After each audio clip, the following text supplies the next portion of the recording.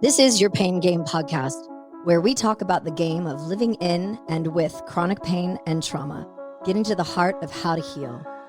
I am your host, Lyndsay Soprano.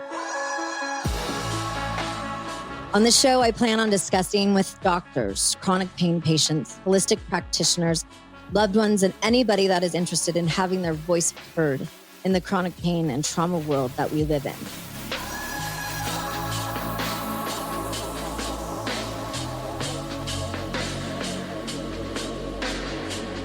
So what I find incredibly fascinating is how so many things from my childhood have surfaced in some pretty crazy places in my life. But most importantly, how my childhood up into my early adulthood, quite frankly, is kind of stuck in my bod, right? And it's causing me so many health issues. Obviously, those that have listened to the show, we know it's physical pain, it's trauma, it's all of these things.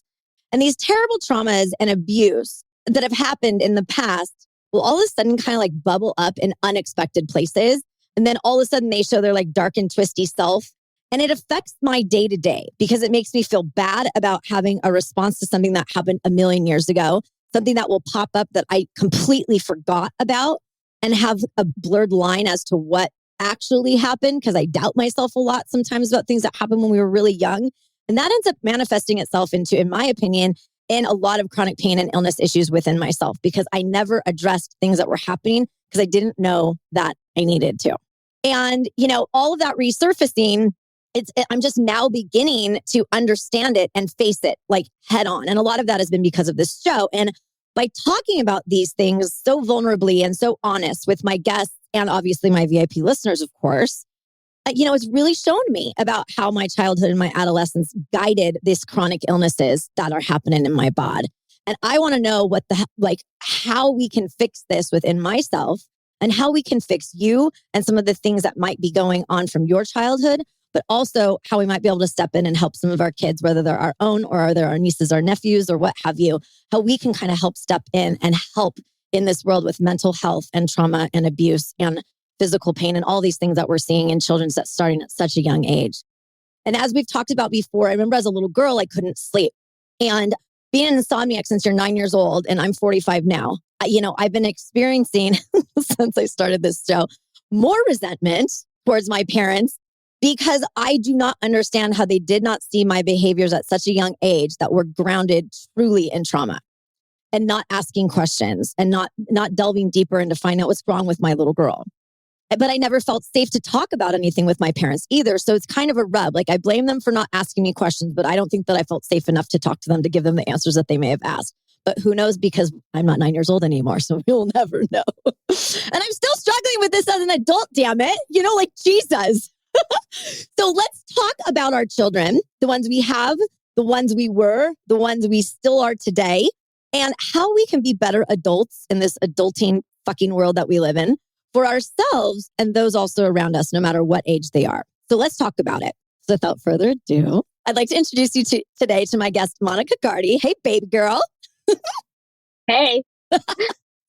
Thanks for being here so much, my little popcorn maker. I'm so excited to chit chat with you today. To introduce her to you guys, it's a mouthful, guys, so get ready.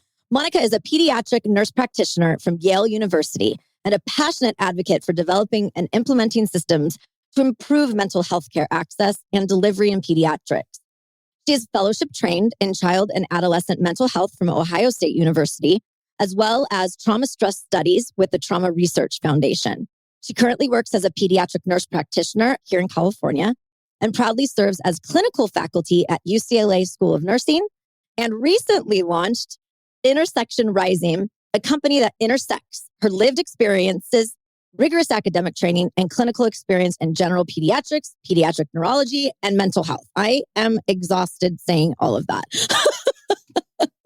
Are you exhausted having all of those? And those are just a few of her credentials. It's funny because I have such bad imposter syndrome that I'm like, who did that?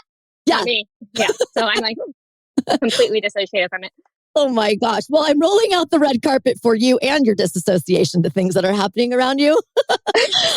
Thank you. You're welcome. I'd like to start by talking about what brought you into this world of kind of helping children and adolescents. And let's take it from there. I mean, I think my biggest flex as like an adult woman now is being the woman that I needed at all points during my childhood, right? As a little kid, I was shy. I went through some periods where I wouldn't talk. A very picky kid, really sensitive. Tags bugged me, all that sort of stuff. But I always felt like the responsibility of like caring for others' emotions, right? Like, and I could just pick it up in a room. And it was like, how come no one else is picking this up? But I could. And so by the time I hit middle school, like my anxiety was just crazy, right? And so I was learning how to mask that and cover that and cope in maladaptive ways. And then by the time high school came, right, I had a lot of stomach issues, and I ran out of high school, and I was like, I'm not going back. My stomach hurts, and so lots of years and challenge, and kind of, I don't want to say getting addicted, but like really, like I started to have fun with the process of like overcoming. Right. So it became like this like sick thing of like, oh, wait, if this is hard, I can't do this. Wait, I can. Right. And just throwing myself into things. So time I went to college, I found my wings at UCSB. And, I didn't grow up in a family where anyone's educated. We didn't have anyone go to college in our family. Yeah. So that's kind of where it started. But you overachieved the hell out of yourself. yeah. I'm an overachiever. Me too. And sometimes to my detriment. It's sometimes totally. And a lot of that does stem, I think, from anxiety. And I like how you said about how you made all of these different like adaptations. You moved and grooved to cover things up and to mask the way that you were feeling. I completely identify with that in a lot of different ways. So you decided that you wanted to get into the industry of working in pediatrics and adolescents. So how did you get started in that specifically? Was it just when you got into college, you were like, this is my calling? Because you're an empath like myself. You can see and feel and hear and all. I feel like I can feel earthquakes that are happening or about to happen in another country. Like I feel like I'm so overly sensitive all of the time. Yeah, it's that full moon thing. I seriously feel like I'm being sucked up in a vacuum. And I'm tired of hearing about Mercury in retrograde. Okay, if Mercury's in retrograde every minute of my life, then. Yeah, Mercury is in the microwave. So, I mean, I don't really think about it. Like, I guess there wasn't really another option for me. Like, I didn't really know what I was doing. I kind of went to college. Like, I didn't know you were supposed to study for the SAT. Like, I didn't know, and I just kind of like went and figured it out. But there was a Kegel Autism Center at UCSB, and I took a class, and I did well in it, and they asked me if I wanted to start interning there, and I just started there and slowly, surely started working with kids, and then so I always thought that I would be a clinical psychologist and do research with autism and that sort of thing, but I ended up having a mass in my brain when I was 21, had it out. It was just a pituitary thing. It was okay, but long story short, I spent a long time in the hospital, about a month. And during this time, I just would talk to nurses, I would talk to doctors, and I got this crazy, grandiose idea that I could go to Yale and study how kids with autism are medically underserved in the same way low-income kids are and whatnot. And so that's how it happened. But I can't, it's kind of funny being a pediatric NP because like, I don't even remember going to the doctor when I was a kid. Like, I don't remember having a strep test once in my life or a well visit or anything. So like, I don't either. Now that you mentioned it, right? I can't say that I went into nursing school thinking I knew what I was going to do because I had no idea what life in a doctor's office looked like. Huh. Yeah, no kidding. So maybe a little impulsive. Yeah. Well, I only remember going to the doctor for asthma and allergies. Like that's the main thing I remember. I remember something happening when I was 13 and my parents taking me to a psychologist, and I remember her name and what she looked like and how horrible the whole entire experience was. And after that, I was like, that was it. Like my parents and I just kind of like, well, she doesn't sleep. She's kind of grumpy. She's got anxiety. We don't really know what to do with her. She's kind of out of control. So we'll just see if she grows out of it. She's 13. It's normal for all 13-year-olds. It is still normal at 45, though. I think if you're paying attention to the world, you're going to have some sort of anxiety and some sort of, Yeah, sure. And if you're not, like, I don't know, like, I can't diagnose, but maybe you're a sociopath. I don't know. Thank you. I look forward You're to welcome. exploring that further on this show. No, not you being a sociopath. I mean, just in like, like having emotions and like having reactions. Like if you're not responding to this world today with any sort of like angst, like I don't know who you are or what's going on. I'm joking. I didn't think that you called me a sociopath. Oh, okay. But there might be some people that might actually agree with that particular sentiment. Nobody knows. I mean, you might have traits. Thank you. Thanks. I think you're pretty crazy yourself, young lady. So when you're... I would have to agree. Yes, exactly. Okay, so you've kind of moved and shifted and grooved into what you're doing right now. So I don't want to leave out the stuff that you've been doing because that's what's led you to your new company, Intersection Rising. So when we were talking about the type of work that you do with peds and with adolescents, what are you doing with people that are coming in to see you? How does the process work for you? Parents are bringing in their kids, and then what? It's like, how are they figuring out that they need to bring their child in? And then what are you doing to help support not only the child, but obviously the parents? That I feel a lot of it tends to be the parents' side of issue versus the kids. So, but don't tell them. Don't tell them. Shh. Secret. Not the parents. Yeah, no, I mean, I work in a general pediatrics office and we were doing, sick visits, well visits, all the like normal stuff that you come in for, butt rashes, vaccines, bullying, stomach aches, whatever. And I just started to pick up on a lot of these symptoms that these kids were having, these headaches and stuff. It was stress related and it was anxiety related, right? And I knew that from my own history, right? I've had a fever, God, almost every day for 4 years. And I'm married to a doctor. Everyone at our wedding were doctors. Like I went to Yale, went to UCLA, and all I can ever get is, "Are you sure the thermometer is working? Did you get a new one?" Ugh, so infuriating.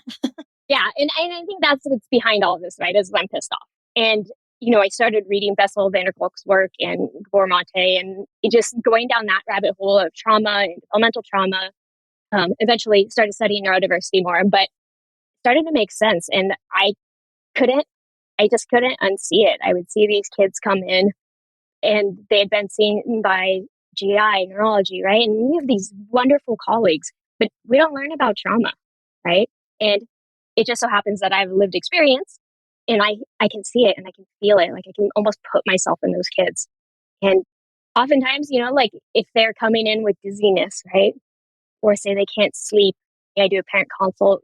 It lasts about a little over an hour and we just dig through everything, and you can see it from very early age. You see the sensory stuff, the picky eating, like the slow to warm up, like all the signs are there. Like we're not missing it, right? Right. And oftentimes the parents are thinking like, hey, like something is up.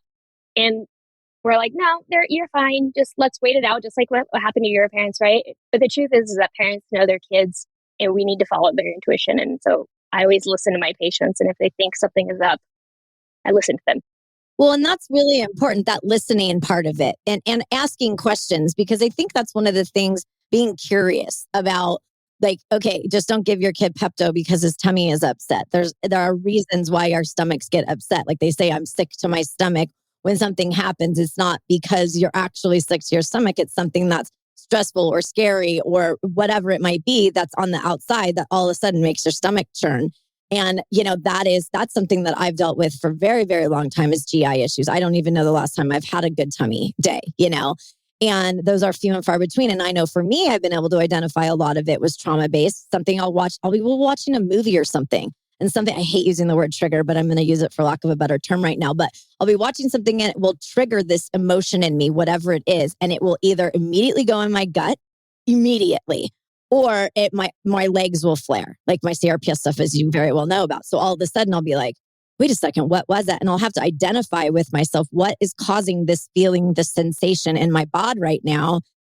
Was there something bad with our tacos, or is there something really bad about what's happening in this particular scenario? So listening to our own bodies more and teaching our children and those around us, like my nieces and nephews, hey, if you're feeling like this, let's talk about what that might be actually coming from. But if we're not looking for those things in our kids and we're just saying, oh yeah, she's just making up excuses to get out of class, or she, which is what I know that's a lot how we were raised in our age brackets, because, they just gave us lawn darts and said, we'll see you at 10 p.m. and call it a day.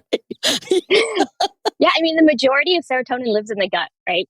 And the vagus nerve is really fascinating. People think that the brain is running the show, but it's really the body running the show. About 80 to 85% of messages are being sent from the body to the brain, and only about 15 to 20 from the brain to the body. So the body work, the somatic experiencing, the body keeps a score. And, Yes, it does. I know. I wish it would stop keeping score. I know. Knock it off.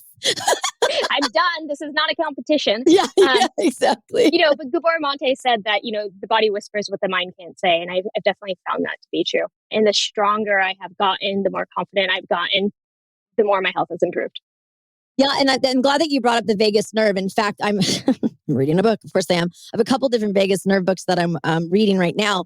But one, I'm working with the Vagus Clinic up in Toronto, Canada.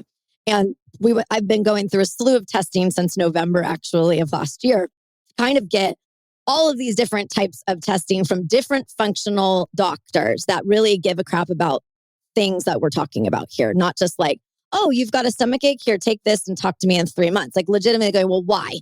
Why are we not being curious as to why these things are happening within our bods and in our kids' bods and our husbands and our sweeties and whoever's bods, And one of the things that I'm finding with the Vagus Clinic is that when getting all these tests, I was just diagnosed with Lyme disease.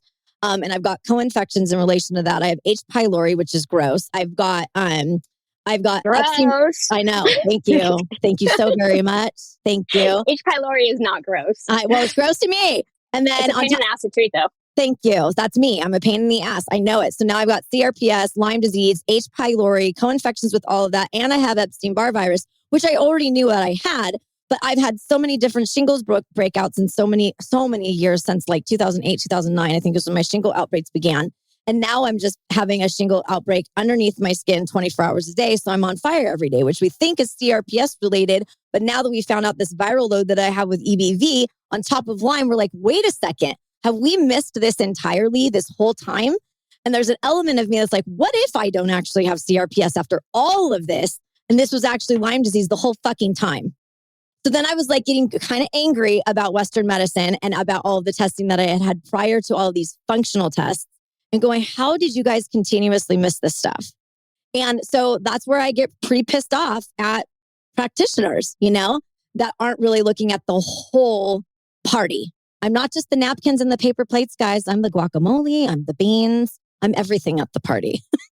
Yeah, I mean, so the Epstein-Barr thing is really, really interesting. Because I was in school, like we learned, like, okay, a lot of teenagers get this, mono, they get sick for a while, it goes away, and it just like lays dormant, and it doesn't, and I don't think this whole idea of it being reactivated, like a shingles thing, people know about. I sure as hell didn't know about it. And I went to an integrative medicine person. They're like, you have mono. And I was like, what do you mean I have mono? They're like, look, it's active. And so we would track it on our chart, and it was just like, I would be fine. And then all of a sudden, like I was like a teenager with mono. Yep. And then I'd be sick for a few weeks, and it would come and go. And we tracked it with my labs, and my IgM and IgG would both go up. So they were active infections. And, when you go down the EBV rabbit hole, it's really fascinating because so much autoimmunity, so much cancer, MS, all of these things are really, really associated with it. I know, it's scary. And I know after the COVID and stuff, there's been some like associations with that too, with EBV. Yeah. Wow. That's great. That's the last thing. And I got my 2 shots, but I won't do it anymore for COVID at least. But I'm not anti-vax. I'm just like, I'm just not into it. For myself. Yeah, for myself. So if you guys don't want to do it, go for it, whatever. If you do want to do it, go for it. No harm, no foul. I just know that I got really, really sick and my pain increased and hasn't gone down since it. So, I mean, there's a couple things. Is it mind over matter? I don't know. That was 2.5 years ago by now. I feel like if it was my pain has not gone down. Let's just put it that way. Okay. So you're seeing these kids and they're adults that are supposed to be taking care of them and loving up on them and that are supposed to be doing this role. What are you seeing in regards to response from kids that you treat versus the parents, and how there's a better relationship with the kid and their parents, and how they achieve better results with the work that you do versus another scenario where maybe the parents just drop them off, are less involved, maybe are hard to ask questions or hard to answer the questions that you ask them? Do you see that the kids are treated differently by you in those different scenarios? Or do you try to do this? I'm trying to just get a good sense of what you and the parents are really doing to try to address these issues that these poor babies are having.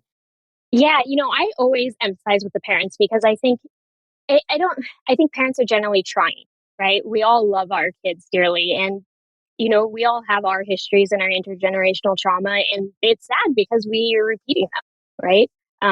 And that's why I started going to therapy. I had my son, and I was like, I'm getting too angry and too snappy, Yeah. and I'm like annoyed all the time. And it wasn't it wasn't him, it was me, right? And I was being triggered by things from my past, right? So I think the parents, when I talk about it like that and give them a lot of empathy, for a lot of people, like, shame dies when it's spoken in safe spaces.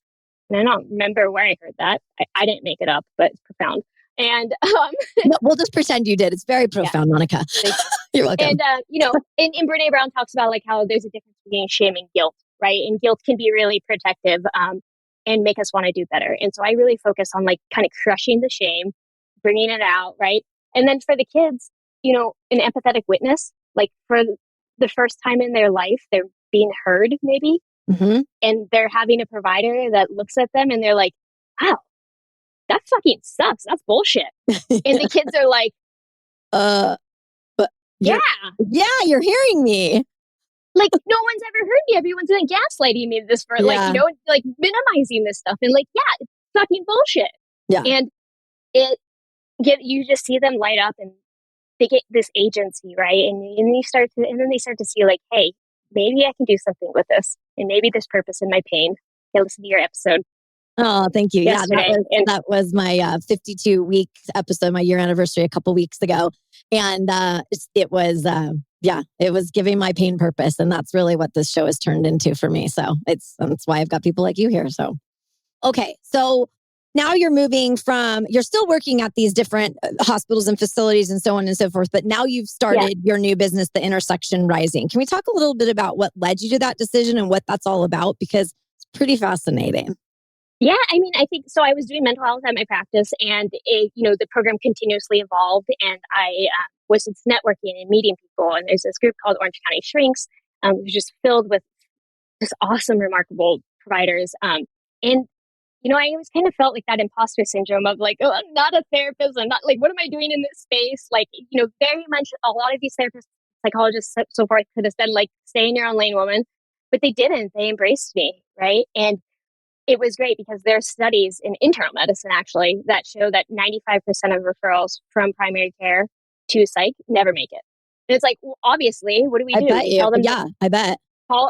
First of all, these people are hurting. Second of all, like access to care is near impossible. And three, it's like, I mean, we say call the back of your insurance card, or we give them the one therapist that we know in the county or whatever, and just give everyone. And therapists can't call these people back, right? So I was able to make these networks and these connections. A lot of them became just close friends, and they, we found out their niches. And so, I got someone for everyone, and it's really neat because, one therapist that boxes in a parking lot with a kid. There's people that do geek therapy and play Roblox with kids. And so you meet them where they are and you speak their language, right? Yeah. I like to meet them where they are. That's really neat. Yeah. Because I mean, honestly, it's like, okay, so where are you today? It's hard to go, well, let's start when I was 9. It's like, okay, here I am right now. This is what I need today to help me feel better through whatever it is that I'm going through. And then we can start to unpeel these layers and work through some of these stinky parts of our lives that are still just stinking it up. And we can easily let go of some of these things. That's one of the things that I'm finding fascinating too about my process of healing my bod is I am finding so many new ways and tactics and approaches to get myself into a better mindset and shift how I feel about pain, shift how I feel about my place in the world. Because my idea of who I was going to be at 45 years old is not who I am today. Does that mean that I'm worse than what I thought I was going to be? No, it just means I'm totally not doing what I thought I was going to be doing with myself. Like not at all. And so I have these days where I'm really like bummed out at myself about it, where I'm like, God, if you would have just done this, or you would have done that, and you would have done these things. And so now that I'm starting to go, wait a second, there's a reason why those things didn't occur. And you're glad that those things didn't happen because one of them would be like, for example, me not getting pregnant with my ex-husband. Thank fucking God. Let's just take a moment. You would have been in my office. Every day. I would be paying your mortgage. That's it. You wouldn't have to have anybody else. And so I'm grateful for those unanswered prayers. I'm grateful for those things that those should have beens in my brain. And I'm so glad that they didn't happen. But there are other places where, I'm leveling up the playing field in some different areas and setting boundaries and all of those things, which are great, which I don't think that we were really taught how to do all that well. Certainly not boundaries and certainly not good communication skills. But when you're a little girl, when you're a little boy, how are we supposed to know what kind of boundaries we're supposed to put up? We're supposed to be taught those things. And anyways, I can go on and on about all these random things that I'm thinking about while we're talking about this stuff. But I just think all of the things that from the past that's happened to us as kids, they manifest into these chronic illnesses. And so now you're faced with not only you've got kids that have a tummy ache, but how are you going to help get these kids to not end up being chronically ill down the road? That's a big responsibility and one that I know that you don't take lightly. Yeah, I mean, I think the thing is that we think that our brain is running the show, right? And when we look at medicine, it's kind of like, okay, cardiac system, this system, but the body is really a bunch of levers and pulleys, right? Everything is connected. And when we explain to the kids how their brains develop, where their brain has to be in terms of this safety and this limbic system stuff versus prefrontal cortex, and identify their kind of schemas, the stories they tell themselves, and really trace back where those came from. And then they're like, oh shit, right?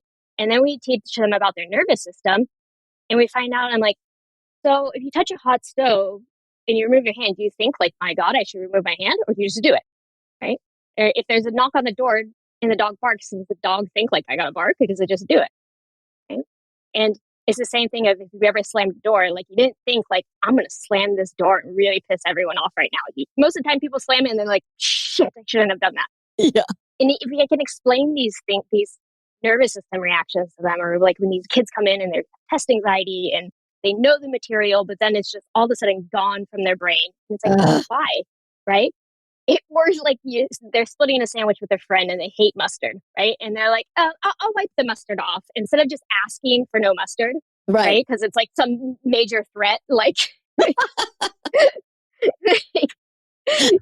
survival. If I ask for no mustard, I'm gonna so we fawn, right? And parents, explaining to parents why, when I was a kid, it would be I'm not getting out of the car, my stomach hurts. And, they're like, good, the second we kick you off to the curb, you're fine. I'm like, yeah, that's because I froze.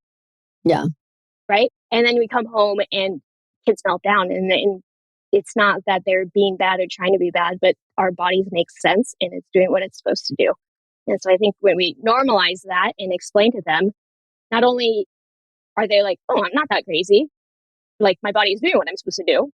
Everyone else is crazy. I'm just kidding. But everybody else is batshit around me. Yeah. That's what I do. I make everyone think that it's not their fault. It's everyone else's fault. I'm just kidding. But in all that you do, just point it to somebody else. It's never your fault. No, it's not. You're a victim. Yeah. So, and then just teaching them emotions. I remember my therapist asking me, where do you feel that in your body? And I was like, what the fuck are you talking about? Where do I feel that in my body? I was like, what? For me, I'll clench I clench a lot. And so there are certain things that will be going on around me. And then I'll notice oh my gosh, I am so clenched down. No wonder my ears are ringing. No wonder my neck muscles are sore. I'm clenched down so hard. And then I catch myself and I don't know how long I've been doing it. And I also hold my breath a lot too. 45 years. Yeah. I've been lockjawed for 45 years. There are a lot of people that would disagree with that statement though. But I know I had to. But, but it's interesting. What do you mean that sensation in your body? Where do you feel it? How is a kid going to be what does that mean? What are you talking about? Yeah. So I ask them, I say, how do you know when you're mad? And they're like, I don't know. I don't know. And I'm like, well, how do you, tired is not an emotion, but I'll go there just so, for example, and I'm like, how do you know when your body's tired? And so I can get them to be my head is tired. My eyes are tired. I'm right. Okay, how do you know what does it feel like when you put your shoulders back? What does shame feel like? Right. And then I have this image, say a PET scan where it shows temperatures of different emotions, basically. And so people can see, emotions it's energy. Yes, it is. Before, right? Energy, emotion is before feelings. And those emotions are there to signal us or something, right? And so teach these kids like, hey, emotions have purposes. Why? Right? Like, thank God we have anxiety. Like, it's probably saved my life a million times. Oh, absolutely. Right? For me, for sure. Yeah. But the problem with it is like, you know, and if you have a test or if you have stomach ache, you should be worried, right? Like, you should, like, don't get on public transportation if you have explosive diarrhea. Like, it's not going to go well, right? It's not going to Don't go well, do this. right? Like, you should be worried. But the problem is like, we automatically go to panic of holy shit. And it's like, you know, you've been constipated for 2 weeks. I don't think this public transportation is like the day that, like, you know, but it's always this magical thinking of like, what if, and we get stuck in these loops and we ruminate. And so by telling people what's happening in their body, they can recognize it and be like, oh, I know what's happening. And I know what to do to get out of this. Yeah. That's really cool because a tool for me, especially with my anxiety, and it literally happened to me last night. I can't even tell you what it was about. That's how lame it was. But something got under my skin, something bugged me or something came up and I just had like massive anxiety. My lower back just like, and I never have lower back pain, but my lower back yesterday all day was like, what is happening to my lower back? And this morning I woke up the same and I'm trying to figure out what it is exactly that's bothering me and that's sitting here right now. And I figured it out. And then as soon as I figured, and I'm not sharing it right now because that's for another episode, teaser, okay? Teaser. But I had to like confront myself and ask myself some questions and go, what is it that's causing this? How can I identify it? How can I shrink that feeling that it's causing? And as soon as I identified it, a lot of the pain went down. And it was something totally stupid. It was like, totally dumb. That is how so much of my anxiety brings itself out. It's like, oh, it was from that email from that one girl. Like that was it. Why would you let that totally like derail your evening? It's like a threat. I had to write this email. Oh my God, I'm frozen. I mean, it was so stupid, you know, and so much of those little things happen that cause us anxiety that are being pulled from stuff that we don't even know where it's coming from either. So you're working so hard within your new business for the intersection of mental health, integrative, and Western medicine, right? That's what you're trying to pull all these groups together, these people together, which I think is really, really important because one of the things that I take from this show and that I like to be able to provide my listeners as well as my guests is I am putting together a dream team for myself from meeting people on this show. Not everybody is on the dream team. I'm sorry, I have a lot of applications. But what it's come down to is I am putting together every single type of person I need. And then I'm working together with all of those people. So everyone's talking with each other about this instead of everyone's working on silos on what's going on with Lyndsay and nobody's really communicating about, well, I have her taking this. She's on all of these supplements. She's getting 5 hours of sleep. Oh, well, she didn't tell me about that part, you know? So it's really that intersection and that integration that you're trying to do is really, really neat. And I'm proud of you for that because it's needed. It's needed badly. Yeah, it like I could not do this without mental health professionals, right? Like I kind of am the Uber driver to them. Like I will find them and catch them, the kids that fall through the cracks, right? These like really gifted kids, and then work with them, normalize mental health care, get them to buy in, and give them some agency in this process of like, what do you want to do? Who do you want to see, right? And then give them a really nice, warm handoff to, you know, a therapist or psychologist or whatever they need. And so much that I, you know, like I'll FaceTime them on their first visit. I'll be weird. I'll, you know, group message them, like, and give them a true handoff and then sign a release of information, dump that information. And then all the therapists know what I teach. So these kids are coming in with these skills that they have this language, right? Awesome. And I would say that, you know, my therapist probably thinks I'm like such a stalker, but like she really changed my life, right? Like, really, like I was like sitting there and I'm like, I am so sick. I don't know. And she's like, oh, it's like an MECFS thing. And I was like, what's that? What is that? Yeah. Well, it turns out it's chronic fatigue syndrome and it's a real thing. And so it's Epstein-Barr virus and all these things that she knew that I had no idea. And I was like, wow, thank you, Yale. I have a lot of student loans and you did not teach me about this. You know? And it's Yale. Yeah.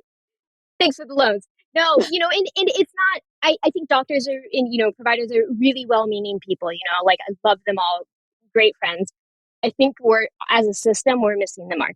Yeah. Right. And I think we need to like really scale back and There's a reason why 70% of autoimmune conditions are women. We know that only nice people get ALS or melanoma. We know that this isn't woo-woo science. There's research out there. There's tons of evidence.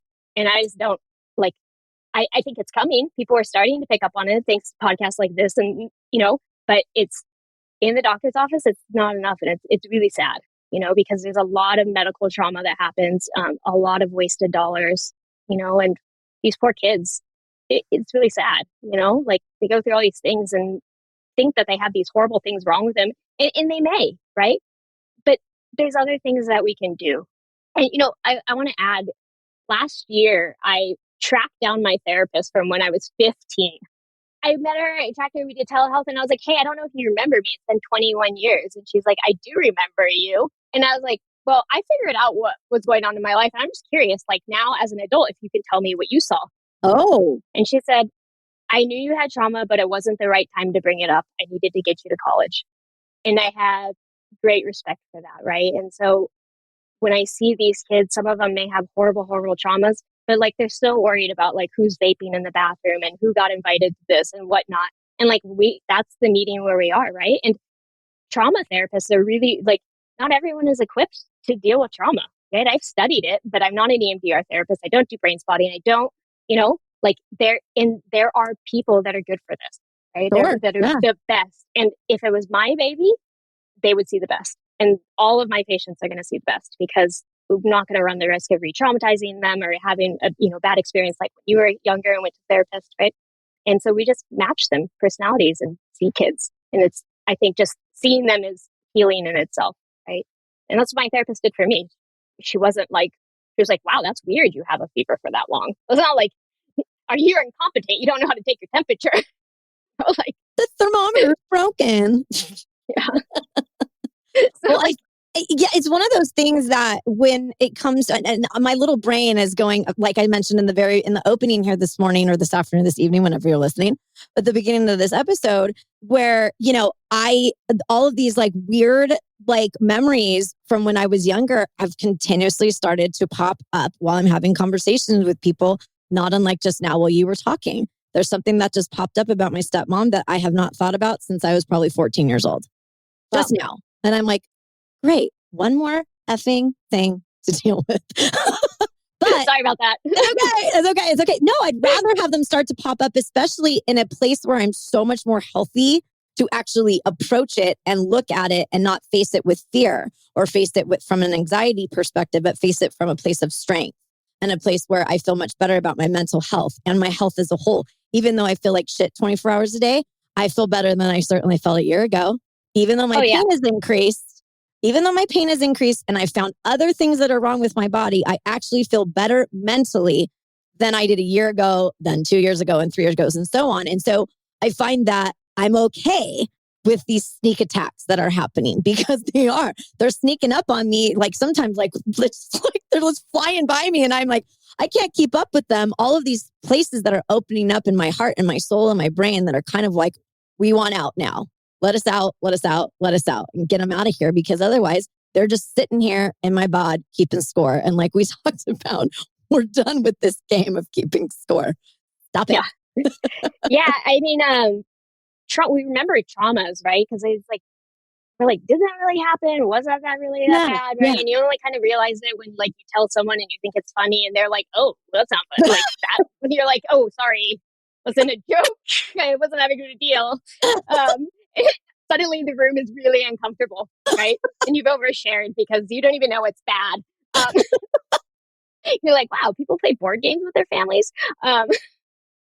Anyway, I was doing breath work with a really awesome breath work practitioner, and I had this crazy memory of this repressed trauma come out. And when trauma comes out, it comes out in layers, right? And it's only going to come out as safe when you're safe and your window of tolerance is going to open little bit by little bit, right? And back from the very beginning, I said, like, this is kind of like where I get this addicted to like overcoming. So every time I'm like, yeah, fuck yeah, like, let's go, next thing. Yeah, right? So like, let's do this they're thing. not, because it's one step closer to healing for me. I love internal family systems, this idea that we have parts and integrating all those parts, right? Like we talk about the inner child a lot, but like the inner adolescent is just like, that needs to be talked about. Yeah. Because that is inner teenager work is hard. Yeah. And I kind of feel like that girl is still sitting here at times and she pops up and I'm like, whoa, it's like whack-a-mole. Yeah, she pops up and she's like, I'll wipe the mustard off. It's fine. I do that with like food when we'll order dinner. This is a total sidebar, but when we order like dinner, we'll go out to eat or whatever. If I don't really care for the food or it's not cooked the way that I'd really like it, I suck it up and I don't send my food back. And my sweetie, my sweetie's like, why don't you send it back? I'm like, because it's not their fault that I don't like it. And he goes crazy about it. It drives him nuts because he's the first person that's like, yeah, I don't like anything about this that's on my plate. I want it all back. I'm like, do you have any idea how much saliva you have eaten in your lifetime because of this kind of behavior? Your food is for sure getting spit on. Well, that's awkward for the whole table because like now you're sitting there and like you're done eating and their food comes out and you're like, why? Like you couldn't just eat it? Like, thank you. Thank you for affirming that feeling that I have because it's about the whole experience. Yes. Thank you. No, but I do think speaking up is, I admire people who can do that. And as I get stronger, I've been able to more. And it's really, really cool finding my voice, right? And some of that imposter syndrome is just dialing down a little bit. Yeah. It's really cool. It is cool. And I like to see it. And I like to see your change. And even since when we first met each other, just the growth that I've even just witnessed within you in such a short span of time over the past year since we started talking to each other. It's really interesting. And I feel the same way about myself. I'm just like, whoa, especially after my 52nd episode came out. And it was like, I reflected back on the whole entire year of doing the show, but also the years that led up to it. And it was such a peaceful place for me to be like, I'm actually like going after this like a badass, And you are a badass. Thank you. You're boss. Boss. She's the boss. But yeah, no, it's so nice when you can pat yourself on the back for even little wins because there's still positive steps forward in the right direction for you to feel better about yourself and feel better about your health and your place in the world and how we can help people like you and parents alike that are doing the jobs that they're doing to help our children because my adolescents, like you're saying, because we're hurting, man. We're hurting. Our kids are hurting. It's really sad. It's so, so sad. And I can go down the whole, slippery slope of all the school shootings and what our kids have to go through, which we never had to go. I mean, that in of itself would scare. I wouldn't want to go to school. I'd have a stomach ache. I would get right. I would be intentionally bullied. I would put a hairdryer on my forehead and come up with a fever. Like I would do everything in my mind. Just look at the thermometer under the light bulb, Lyndsay. Oh, that's right. That's your forehead. You're gonna burn yourself. It depends which parent is testing you for your fever. Okay. You're like, you have 150-degree temperature. Like, shit, we need to get you to the hospital. Yeah. Or actually not. Our parents are like, you'll be fine. Yeah. Turn on some Jerry Springer and have some 7-Up. Yeah.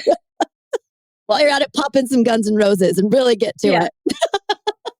Oh my gosh.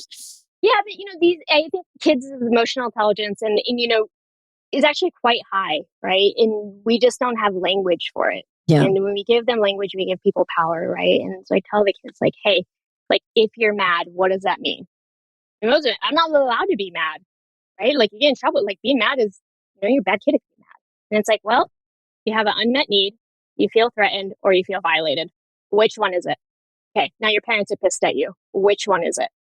And then I teach the kids, to expand their language so that they can say, instead of they saying, Mom, Dad, you're always mad at me, get them to say, Mom, Dad, I feel like you're being critical. And that lands so different. And the parents are just like, damn it, Monica, I paid you for that.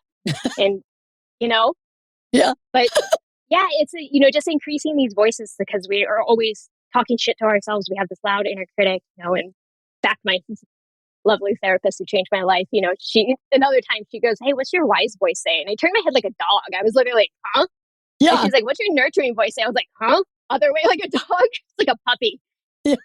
And I didn't have either of those, right? All I had was inner critic. I had them for other people. I did not have them for myself. And every now and then I would hear a wise voice for myself. And ultimately that voice became my therapist until I integrated it into myself. And, nurturing voice is still definitely something I'm working on, but it's there. It's like a little bit there. Like, and after I've studied all this stuff, right? Like I'm starting to have some compassion for the kid in me that was really just struggling. right? And trying to do good and trying to care and just, but like really, really alone and hurting and feeling pretty worthless and not having anywhere to go with that or the language to say anything or the resources. So I'm really grateful to be able to do that for kids now. And I'm grateful for you that you are doing that, because we need more Monicas in this world. We can't clone her though, because she is unclonable. Yeah, you might have fevers. Femurs, a stomach ache, who knows? Yeah, my stomach's actually good now. Yeah, it's mostly fevers, fatigues. I used to get these crazy rashes, but once I found out that I gave myself celiac disease and cut gluten, that went away. So, see, look at that, the little things. I miss gluten. Oh man, hey, but it wreaks havoc on our bod. So if you think about it in that way, it's like, well, okay, maybe I'm terrified. I look at pizza and I'm like, nope, I'm scared. I'm terrified of gluten. I'd rather eat bugs. For sure. Well, is there anything else that you'd like to talk about, leave our listeners with before we hit the dusty trail here? Yeah, I guess there's a Maya Angelou quote, and it's, do your best until you know better. And then when you know better, do better. I like that because it's like, it takes away from our failures a little bit and it's part of the process. And, I wouldn't be where I am today or doing what I was like if I hadn't survived these things and haven't had these experiences. This is why. Like, it's not my education, right? It's my lived experiences. Sure. So apologies to my parents and thank you guys. But yeah, and I just find, it really takes a village. And I was so fortunate to always kind of attach and find adults that believed in me and that it kept pushing me and was like, you're okay. Would have been nice if someone was like, hey, that sucks. But yeah, I think people are amazing. I think kids are amazing. I think they can, I wish that more than anything that kids could know, like, hey, you're going to be okay. You're going to get through this, right? And you'll be better for it. And you might have to find your therapist from 15. You might have to end up turning into a stalker. Compliments of Monica. Become a stalker. This is her leaving the message she's leaving us with. So our next episode is how to find as much information on any person in 5 minutes. Including their Monica Garty. Oh my gosh. Well, thank you so much for your time here with us today. I really appreciate it. And I mean, we could talk forever about this stuff, that's for sure. But thank you for what you're doing and how you're doing it, because I think that and why, those are also incredibly important. It's not just like, well, I have a degree and I'm just going to, tick the boxes and send you on your way. Because a lot of us, we've experienced that in our healthcare system. So thank you for trying to be one of those pioneers to change it. I always feel like a fish kind of swimming upstream, but yeah, I've found my little pod of fish that swim with me. So. I love it. I love it so very much. Thanks again for being me here. Of course, thank you. You are exclusively invited to share this one step closer to healing VIP pain journey together. Let's get to the heart of how to heal with you by my side. Do you know anyone that is living in and with chronic pain? If you do, please send them here to the Pain Game Podcast. I would love to connect with them and hear their heartfelt stories of strength and wisdom and awesomeness. And also, reviews. If you have a chance, if you could, stop what you're doing and hop on Spotify or Apple and give the show a review or so. I'd love to have my community of listeners help drive traffic to the show so that we can continue to help others on their journeys through trauma and pain together. Please follow the Pain Game Podcast wherever you digest your podcast content. We will be there. Visit us at thepaingamepodcast.com and follow us on all the socials. Thanks for listening, my little VIPs. Catch you on the other side.